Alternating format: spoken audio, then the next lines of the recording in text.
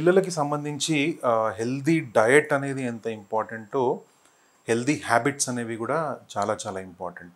Habits అంటే మనం daily ఏదైతే చేస్తూ ఉంటామో రిపిటేటివ్ యాక్షన్స్ని దాన్ని మనం హ్యాబిట్స్ అని అంటూ ఉంటాం, అంటే అలవాట్లు. సో ఇందులో ప్రాథమికంగా గుర్తుపెట్టుకోవాల్సిన విషయం ఏంటంటే, పిల్లలు అడల్ట్స్ అంటే పెద్దవాళ్ళు ఏది చేస్తే దాన్ని మిమిక్ చేసే ఒక అలవాట్లో ఉంటారు.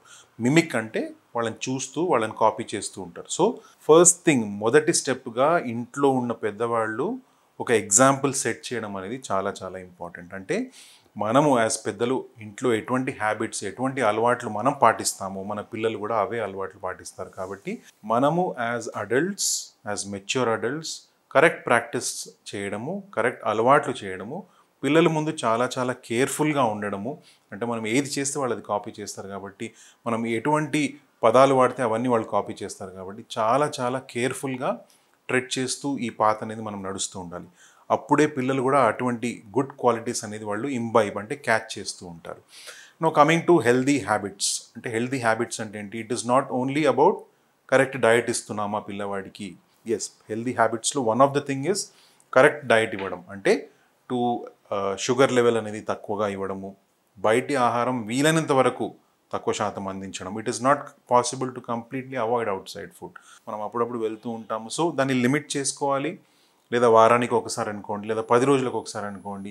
దాని ప్రకారం మనం అడ్జస్ట్ చేస్తూ అంత మాత్రమే మనం బయట ఆహారం అనేది పిల్లవాడికి అందిస్తూ ఉండాలి.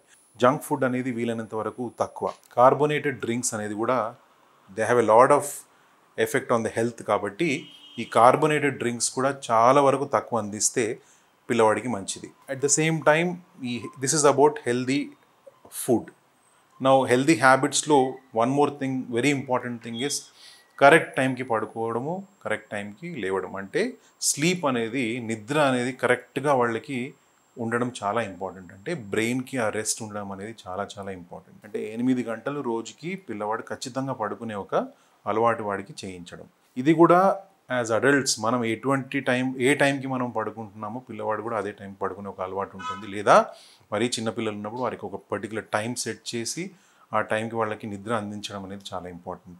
So sleep is a very very important aspect of healthy habits. మూడోది, ఈ మధ్య కాలం అని కాకుండా గత 10 ఇయర్స్ అనుకోండి, ఒక డికేడ్ నుండి చాలా వరకు పిల్లలు చూసారంటే they use a lot of gadgets. అంటే ఎలక్ట్రానిక్ ఐటమ్స్ ఎక్కువగా వాడడం. అంటే టెలిఫోన్స్ కానివ్వండి, మొబైల్ ఫోన్స్ కానివ్వండి, ఇవన్నీ స్మార్ట్ ఫోన్స్. కాబట్టి మోస్ట్ ఆఫ్ ద టైం ఈ స్క్రీన్ వాచింగ్ అనేది చాలా ఎక్కువ అయిపోతుంది. కాబట్టి దాన్ని కంప్లీట్గా మాన్పించడం అనేది it is not practically possible. So at least restrict the amount off screen viewing. So not more than 30 minutes during week days, not more than 1 to 2 hours over weekends అని మనము ఫిక్స్ చేసుకొని ఒక పద్ధతి ప్రకారం దాన్ని ఫాలో చేయాల్సిన అవసరం ఖచ్చితంగా ఉంది.